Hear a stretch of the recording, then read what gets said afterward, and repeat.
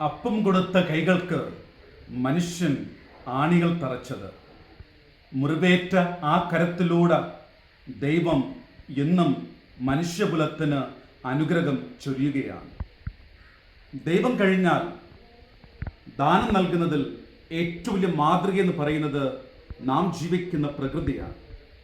മനുഷ്യനും മറ്റു ജീവജാലങ്ങളും ജീവിക്കുവാൻ വേണ്ടി പ്രകൃതി ദാനമായി നൽകുന്നത് ജീവശ്വാസവും ജീവജലവും അന്നവുമാണ്.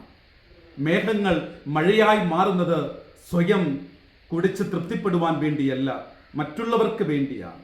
മരങ്ങൾ കനികൾ നീട്ടുന്നത് സ്വയം ഭക്ഷിച്ച് തൃപ്തിപ്പെടുവാൻ വേണ്ടിയല്ല, മറ്റുള്ളവർക്ക് വേണ്ടിയാണ്. പശു പാൽ ചുരത്തുന്നത് സ്വയം കുടിച്ച് തൃപ്തിപ്പെടുവാനല്ല, മറ്റുള്ളവർക്ക് വേണ്ടിയാണ്.